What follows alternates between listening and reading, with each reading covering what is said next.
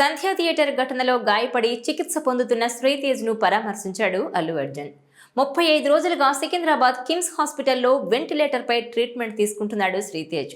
చావు బతుకుల మధ్య మృత్యువుతో పోరాడుతున్నాడు. అయితే ఇంత జరుగుతున్నా బన్నీ ఆ కుటుంబాన్ని పరామర్శించలేదని పెద్ద ఎత్తున విమర్శలొచ్చాయి. దీంతో ఇటీవలే కోర్టు అల్లు అర్జున్కు రెగ్యులర్ బెయిల్ మంజూరు చేయడంతో ఆ చిన్నారిని పరామర్శించాడు అల్లు అర్జున్. ఆయనతో పాటు దిల్ రాజు కూడా ఆసుపత్రికి వెళ్లారు. అయితే శ్రీతేజ్ను చూసి ఎమోషనల్ అయిన బన్నీ అతని ఆరోగ్య పరిస్థితిని గురించి డాక్టర్లను ఆరా తీశాడు. శ్రీతేజ్తో పాటు రేవతి భర్తను కూడా బన్నీ పరామర్శించి నేనున్నా అంటూ వారికి ధైర్యం చెప్పాడు. అయితే పరామర్శకు వెళ్లే ముందే పోలీసులకు సమాచారం ఇచ్చి అనుమతి తీసుకున్నట్టుగా తెలుస్తోంది.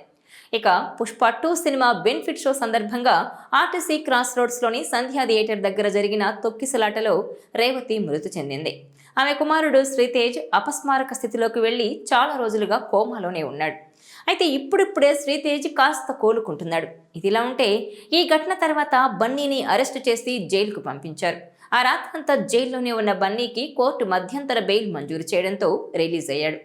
ఈ ఘటన తీవ్ర సంచలనంగా మారడంతో పెద్ద ఎత్తున రచ్చ జరిగింది.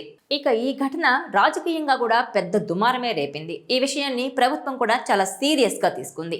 అసెంబ్లీలోనూ దీనిపై చర్చ జరగడంతో సీఎం రేవంత్ రెడ్డి స్పందించాల్సిన అవసరం ఏర్పడింది. దీంతో బన్నీ వర్సెస్ తెలంగాణ ప్రభుత్వం అన్నట్టుగా వ్యవహారం నడిచింది. అల్లు అర్జున్ను సినీ పెద్దలు వరుసబెట్టి పరామర్శించడం పైన కూడా సంచలన వ్యాఖ్యలు చేశారు ముఖ్యమంత్రి. ఆ తర్వాత ప్రెస్ మీట్ పెట్టిన బన్నీ ఆ ఘటనలో తన తప్పేం లేదంటూ వివరణ ఇచ్చే ప్రయత్నం చేశాడు.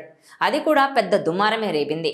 ఇక ఇటీవల రెగ్యులర్ బెయిల్ పొందిన అల్లు అర్జున్ తొలిసారిగా కిమ్స్ ఆసుపత్రికి రావడంతో మరోసారి ఎలాంటి అవాంఛనీయ ఘటనలు జరగకుండా పోలీసులు తగిన జాగ్రత్తలు తీసుకున్నారు. ఇందులో భాగంగా పోలీసులు ఇరువైపులా భారీ బందోబస్తు ఏర్పాటు చేశారు. హాస్పిటల్ దగ్గరకు అల్లు అర్జున్ చేరుకునేసరికే అప్పటికే దిల్ రాజు బాలుడిని పరామర్శించినట్టు చెప్తున్నారు. ఈ సమయంలో సుమారు 15 నిమిషాల పాటు అల్లు అర్జున్ కిమ్స్లోనే ఉన్నారు.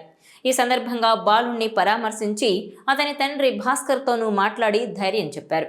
అయితే ఆసుపత్రి నుంచి బయటకొచ్చాక బన్నీ మీడియాతో మాట్లాడతారనుకున్నా అలాంటిదేమీ లేకుండానే ఆసుపత్రి నుంచి సైలెంట్గానే వెళ్లిపోయారు అల్లు అర్జున్. ఇదిలా ఉంటే సంధ్యా థియేటర్ తొక్కిసలాట ఘటనలో ఓ మహిళ మృతి చెందడం, ఆమె కుమారుడు తీవ్రంగా గాయపడిన నేపథ్యంలో పోలీసులు కేసు నమోదు చేశారు. ఈ మేరకు అల్లు అర్జున్ సహా 18 మందిని ఈ వ్యవహారంలో నిందితులుగా చేర్చారు. అయితే బన్నీకి నాంపల్లి కోర్టు బెయిల్ మంజూరు చేయడంతో శ్రీతేజ్ను కలిసేందుకు బన్నీ రెడీ అవ్వడంతో వద్దు అని పోలీసులు చెప్పడం, ఒకవేళ వెళ్తే తమకు సమాచారం ఇచ్చి పర్మిషన్ తీసుకొని వెళ్లాలని చెప్పడంతో పోలీసుల అనుమతితోనే శ్రీతేజ్ను పరామర్శించాడు బన్నీ.